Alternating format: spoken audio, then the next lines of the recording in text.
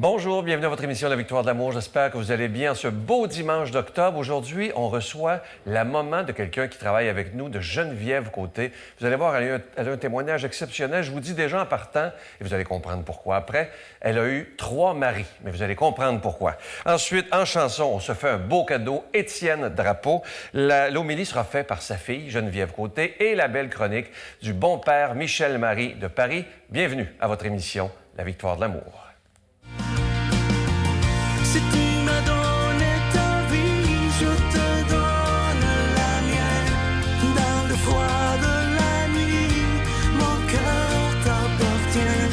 Et quand la tristesse arrive, je sais tu es là, toujours près de moi. Bonjour Francine. Bonjour. Merci d'être là. En tout cas, vous ressemblez à votre fille. Ou votre fille vous ressemble. C'est incroyable. Voilà. Vous avez dit, j'ai lu quelque chose de beau qu'elle m'a envoyé, Geneviève, une phrase que vous avez dite avant qu'on passe à votre témoignage. « Dans cette prison de mon enfance, mon âme est restée libre. » Oui. C'est de toute beauté, ça. Oui. Alors, on va reculer dans le temps, si vous voulez. Vous êtes d'une famille de gens d'affaires. Oui. Donc, beaucoup de gens qui passaient. Et vous avez subi dans votre jeunesse des abus psychologiques, physiques et sexuels. Oui. Ça a commencé comment, tout ça? Vous aviez quel âge?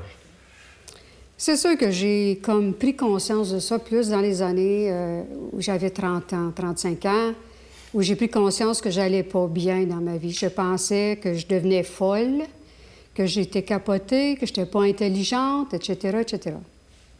Et j'ai demandé de l'aide. J'ai vu, avec de l'aide psychologique, avec de l'aide spirituelle, un bon accompagnateur, des médecins.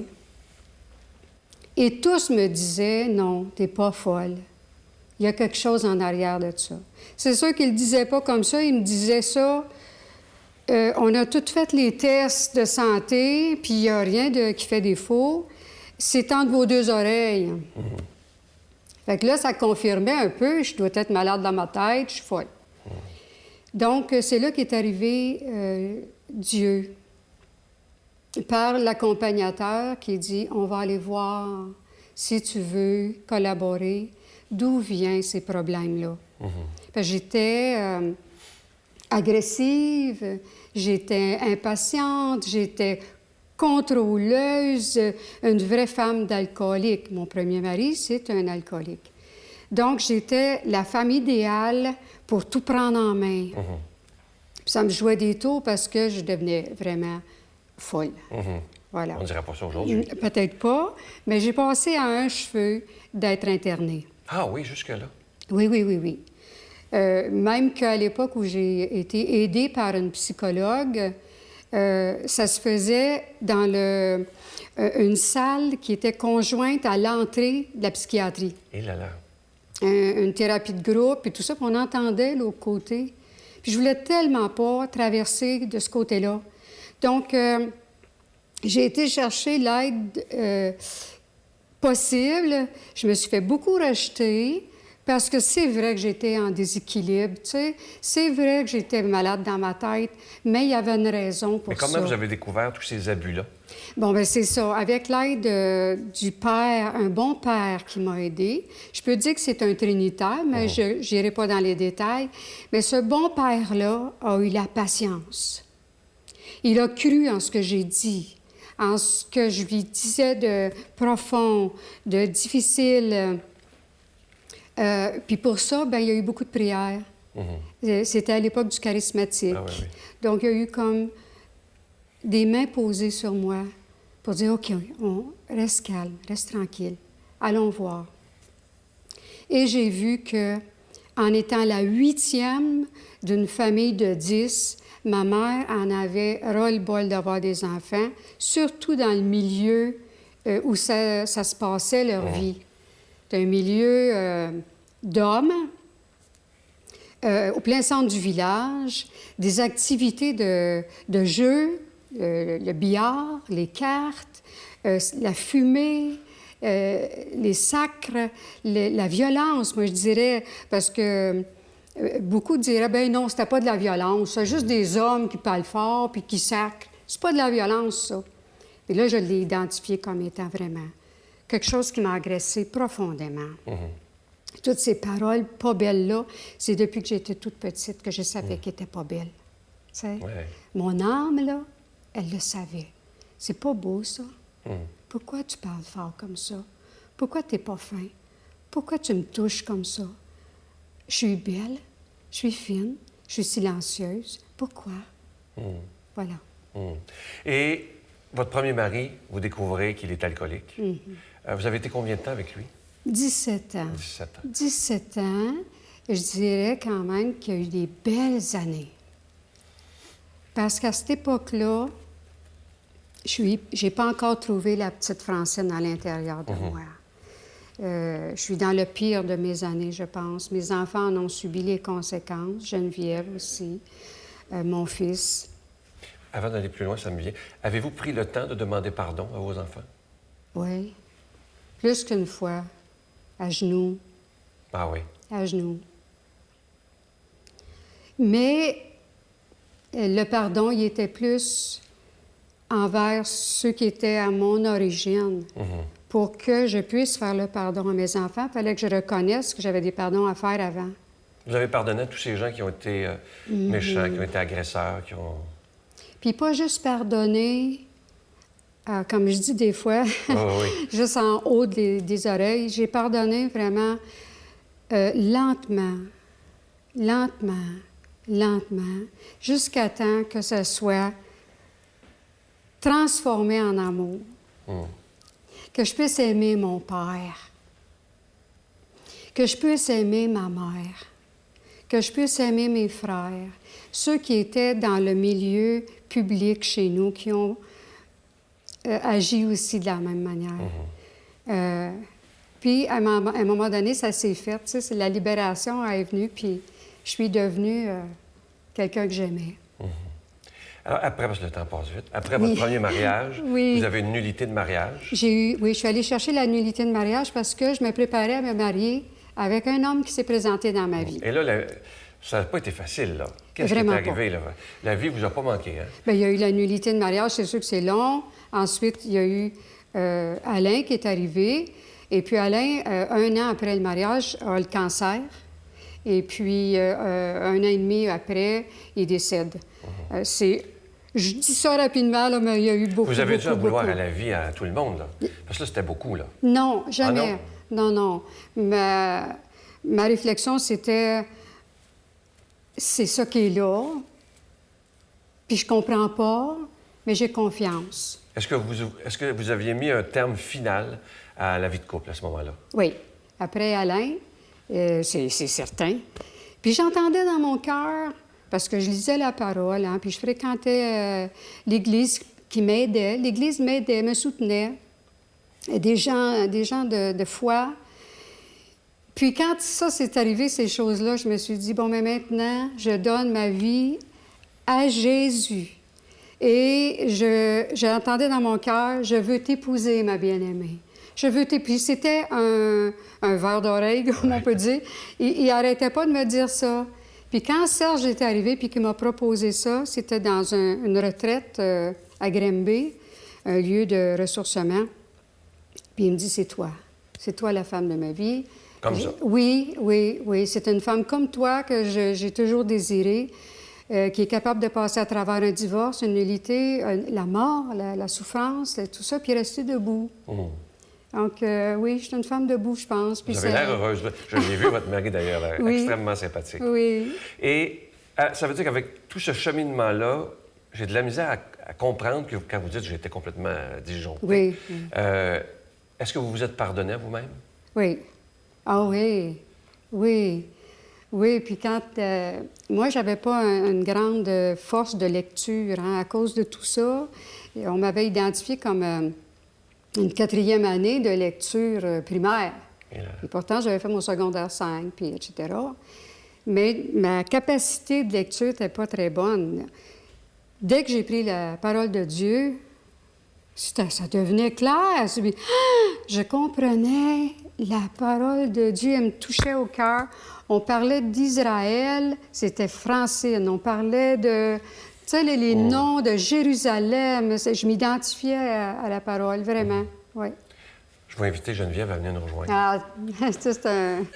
T'as pas prévu ça? Ah, non, mais j'ai cru... Ma belle Geneviève, tu as vécu toute l'époque avec ta mère où elle dit qu'elle était agressive. Oui. Bon, comment tu l'as vécu, toi, à l'époque? C'était pas là? facile. Moi, vous le savez, j'ai eu une adolescence pas facile. Puis, mais ma mère, depuis que je suis petite, ça, le pardon, moi, je trouve que c'est un running gag dans la vie de ma mère. Elle a appris le pardon, puis elle me l'a appris aussi. Petite, je me rappelle, puis tout le temps, excuse-moi, ma belle cocotte, j'étais fatiguée aujourd'hui. Puis tout de suite, pour moi, c'était fini. Il n'y avait plus rien, c'était tout effacé, envolé, il n'y avait plus de problème, tout était beau. J'ai compris que le pardon répare tout. Répare tout, puis je l'ai vu par sa vie. Ouais, mais aussi. comment tu as réagi justement quand tu as vu la mère d'avant, qui était agressive, qui n'était pas gentille, et la mère qu'elle est devenue maintenant, qui, on sent que vous êtes habité. Ça se sent. Bien, maman a dit, t'as fait le geste, là, lentement. Ça s'enracine doucement, ça. Notre relation, elle ne fait que s'embellir. Mais je dirais, depuis 10 ans, ça ne fait que s'embellir. Il n'y a plus eu d'incompréhension parce que Dieu est vraiment au centre. Et le cordon est coupé. Oui, c'est ma mère, mais... Vous êtes les meilleurs amis du monde. Elle est libre d'être elle-même et je suis libre d'être moi-même. Ah, C'est la liberté. Elle est libre de... Puis mes choix, c'est mes choix. Les siens, c'est les siens. Et moi, je voulais rien savoir qu'elle se marie avec Serge dans le temps, là. En 2000, ça. Et là là. Voyons, maman, t'as rien compris, là. 3 maris, ça va faire, ça suffit. Puis finalement, c'est 9 mois après leur mariage que j'ai rencontré Jésus. Je suis le bébé. Ma foi est le bébé de cette union-là. Ah, c'est beau. Parce que c'était une mission. C'était une mission, ce mariage-là. C'est une mission d'Église. Serge, il la soutient pour tous les témoignages qu'elle fait, puis toute l'aide qu'elle apporte à d'autres. Oui. Écoutez, je vous ai écouté pendant des heures. Là, vous êtes tout émus. J'aurais parlé pendant des heures. Merci d'être ce que vous êtes et Merci de nous de avoir m'accueillir. donné cette belle Geneviève qui fait un travail magnifique. Et je vais vous offrir une belle chanson Gloire à Dieu. interprétée par quelqu'un qu'on aime beaucoup. On l'a choisi pour vous, à mon père et à ma mère, de Étienne Drapeau.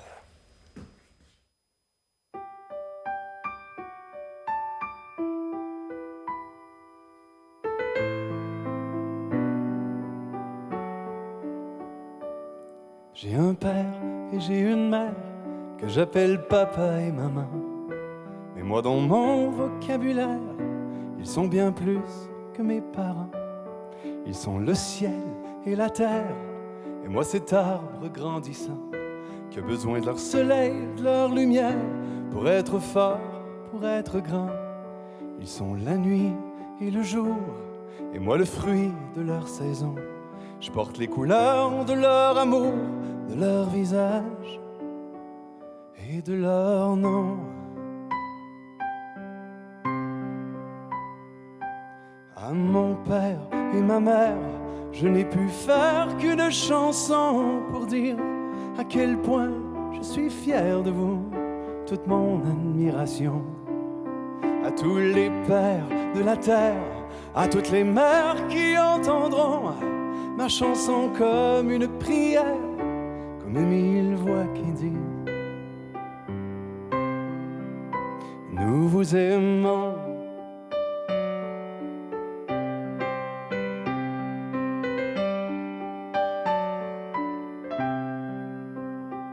J'ai un père et j'ai une mère que j'appelle souvent par leur prénom. Pour moi c'est Jean, Pierre et puis Claire.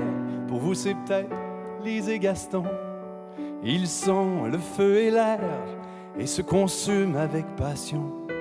Peu importe le millénaire, les flammes dans leurs yeux brûleront.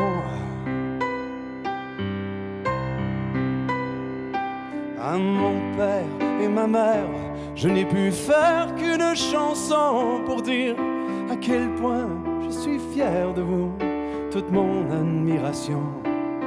À tous les pères de la terre, à toutes les mères qui entendront ma chanson comme une prière, comme 1000 voix qui disent: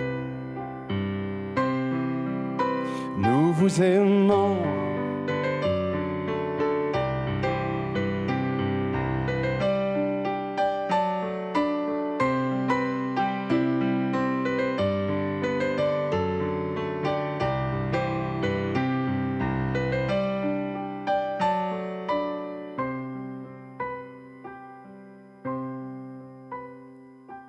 Ils marchent loin de leur jeunesse. Bien sûr un jour ils partiront, avec l'espoir comme seule promesse que dans nos cœurs ils reviendront. À mon père et ma mère, je n'ai pu faire qu'une chanson pour dire à quel point je suis fier de vous, toute mon admiration. Tout ce que vous avez pu faire, sacrifier rêve et passion, ce que vous avez laissé derrière, à quel prix et à quel nom. À tous les pères de la terre, à toutes les mères qui entendront ma chanson comme une prière, comme 1000 voix qui disent nous vous aimons. Nous vous aimons.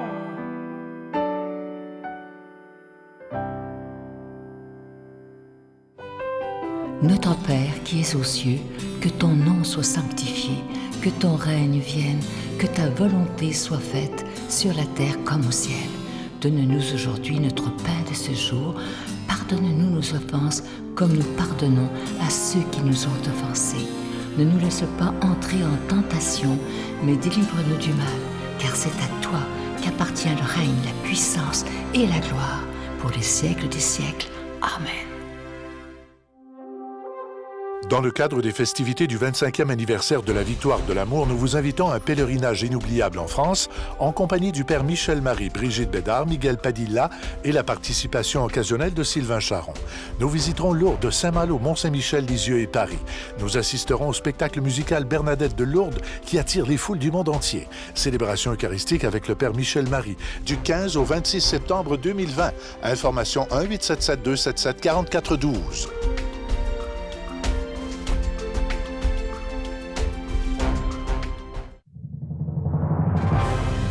En compagnie du Père Michel-Marie, Marcia Pilote, Sœur Angèle, Éloi Gillard, Stéphane Roy, Brigitte Bédard et Sylvain Charon. En chanson, Mélissa Bédard, Georgia Fumanti, Jessica Poulain et Miguel Padilla. Et un mini-spectacle de l'unique Natacha Saint-Pierre et Grégory Turpin.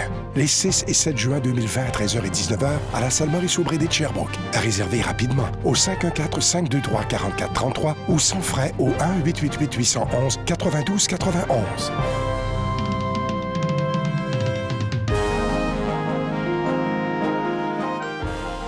Je suis toujours au Centre culturel de l'Université de Sherbrooke, à la salle Maurice-Aubry. C'est ici qu'aura lieu le 25e anniversaire de la Victoire de l'amour en juin 2020. Si vous saviez comment on a tous hâte de fêter tous ensemble cette grande fête de la foi. Et je suis heureux de vous présenter ce si beau cadeau du mois. Vous avez été tellement nombreux à nous le demander. Il s'agit du CD de l'intégrale de la conférence du bon Père Michel-Marie qui avait lieu le 17 août dernier au sanctuaire Notre-Dame-du-Cap. C'est plus d'1 heure de conférence. Le thème « Venez à moi, vous tous qui peinez, et je vous donnerai le repos ». Et il y a des gens qui nous ont dit « Oui, mais dans le sanctuaire, nous, on était là, le son n'était pas parfait, il y avait de l'écho. » À un instant, nous, on avait prévu le coup. On avait mis un micro, comme j'ai ici, un micro-cravate sur la soutane du Père Michel-Marie. Donc, évidemment que le son, il est impeccable, il est parfait. C'est comme si vous étiez seul à seul avec le Père Michel-Marie. Et sa conférence, elle est d'une profondeur absolument extraordinaire. Faites-vous ce cadeau-là, mais aussi donnez-le en cadeau à quelqu'un qui en a besoin. Vous allez voir, c'est d'une grande, grande profondeur. Je vous donne l'adresse. La Victoire de l'amour, casier postal 120, succursale Boucherville à Boucherville, le J4B 5E6, je vous la redonne. La Victoire de l'amour, casier postal 120, succursale Boucherville à Boucherville, le J4B 5E6. Également par téléphone, par carte de crédit du lundi au vendredi de 8h30 à 16h30 dans le 514-523-4433, 523-4433 ou sans frais le 1-888-811-9291, 1-888-811-9291 et aussi sur notre site Internet, le www.lavictoiredelamour.org.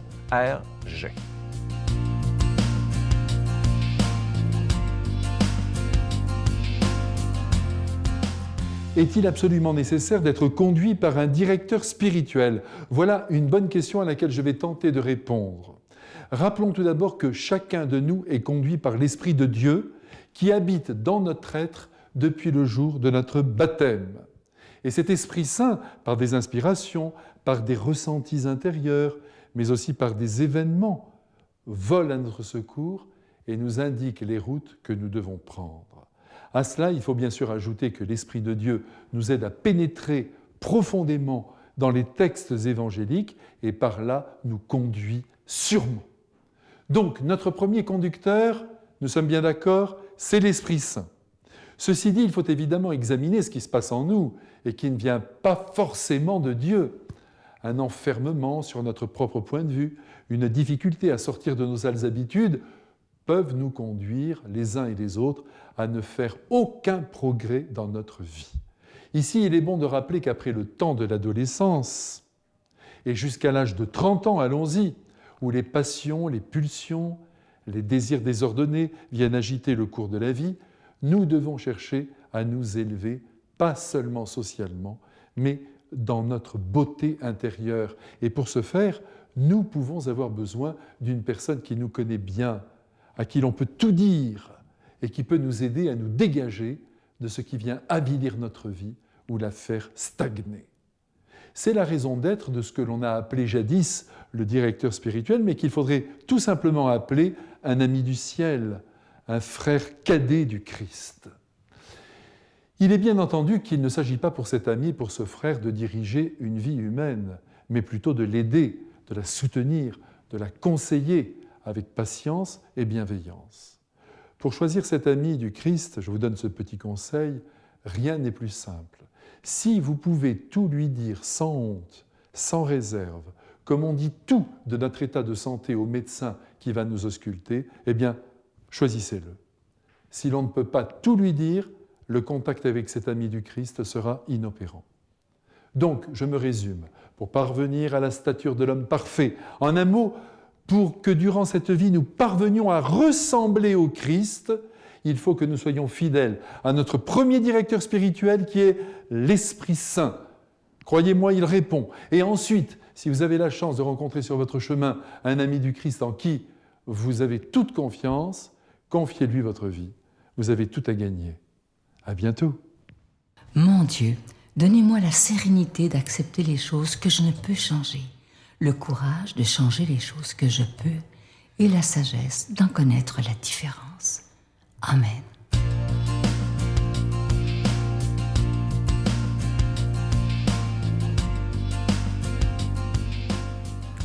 Ouf! Là, je vous avoue que j'ai pleuré tout le long de la chanson. Proclamer un évangile si adapté en ce dimanche d'émission, avec ce que ma mère a partagé puis ce que je suis en train de vivre, c'est fort. Je vais laisser le Seigneur parler lui-même. Vous allez voir à quel point c'est en lien. C'est assez ahurissant.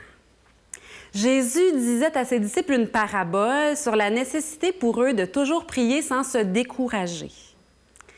Il y avait dans une ville un juge qui ne craignait pas Dieu et ne respectait pas les hommes. Dans cette même ville, il y avait une veuve qui venait lui demander « Rends-moi justice contre mon adversaire ». Longtemps, il refusa, puis il se dit « Même si je ne crains pas Dieu et ne respecte personne, comme cette veuve commence à m'ennuyer, je vais lui rendre justice pour qu'elle ne vienne plus sans cesse m'assommer. » Le Seigneur ajouta « Écoutez bien ce que dit ce juge dépourvu de justice. Et Dieu ne fera pas justice à ses élus qui crient vers lui jour et nuit? Les fait-il attendre? Je vous le déclare, bien vite, il leur fera justice. Cependant, le Fils de l'homme, quand il viendra, trouvera-t-il la foi sur la terre? » Il n'y a pas, selon moi, d'évangile plus ajusté pour parler de ma mère. Et c'est un honneur pour moi. Pour moi, ma mère, c'est une vraie missionnaire. Parce qu'elle vit avec Dieu en disciple d'abord, ajuster sa propre vie à la croix du Christ. Le Christ qui nous a aimés jusqu'au bout en pardonnant. Et moi, c'est la clé.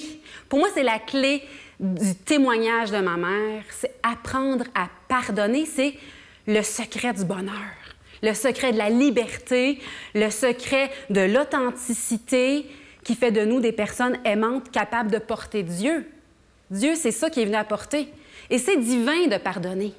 C'est pas humain. Normalement, quand quelqu'un abuse de nous ou nous agresse, on n'a pas envie de pardonner. Ça se fait pas tout seul. Ça prend la grâce de Dieu. Ça prend Dieu pour pardonner. Et prier sans se décourager, c'est aussi ça. Puis moi, ma mère, je l'ai entendu supplier Dieu, lui donner la force de pardonner, lui donner la force d'aller plus loin, de faire mieux, d'être meilleur. Et ça a été pour moi un témoignage riche parce que je l'ai vu changer, ma mère. Elle n'a jamais été aussi belle qu'aujourd'hui et je sais que puisqu'elle est en chemin, elle sera encore plus belle demain. Et maman, je tiens à te remercier parce que tu es une femme honorable. Et je ne pourrais pas avoir de meilleure mère. Dans la chanson, il disait, quand il disait « toute mon admiration », je venais les yeux pleins d'eau, puis encore maintenant, tu as toute mon admiration, cette force d'être petite pour laisser Dieu être fort et que ça demande de l'humilité de pardonner. Ça demande beaucoup d'humilité de pardonner, puis en même temps, il faut être fort. L'humilité, c'est pas de la faiblesse, t'en es la preuve, maman. T'es la femme la plus forte que je connaisse et je t'aime de tout mon cœur. Et je nous invite à faire le même chemin, et c'est lent, hein? C'est long. C'est long. Prier sans se décourager, c'est l'évangile du jour. On est gâtés par Dieu dans sa liturgie. Sans se décourager. Le découragement, est-ce qu'on le sait que le découragement, c'est le pire ennemi de notre foi? Quand on se décourage, c'est pas Dieu qui est en train de nous habiter. Vite, il faut mettre ça dehors. Non, je ne me découragerai pas. Seigneur, donne-moi ta grâce, au secours, viens à mon aide. Puis prier sans se décourager, demander de l'aide pour tous nos besoins.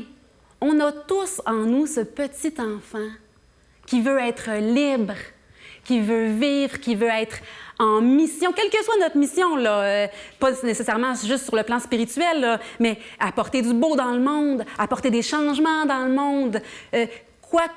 Quelle que soit notre mission, nous sommes tous appelés à être l'enfant en nous. Et pour aller retrouver l'enfant, parfois, il faut dépasser ce qui nous a blessés. Des fois, on ne sait pas trop. Allons chercher de l'aide, demandons, parce que c'est tellement important. Ça fait de nous des personnes libres et rayonnantes de la beauté de Dieu. Cette beauté qui n'a pas de fin. C'est assez fort, merci. Je demande au Seigneur de nous bénir abondamment. Comme tu le fais pour moi, tu m'as toujours béni la petite croix sur le front. Chaque jour, je demande à Dieu de nous bénir tous abondamment au nom du Père, du Fils et du Saint-Esprit. Amen. Je t'aime, maman. Je vous salue Marie, pleine de grâce.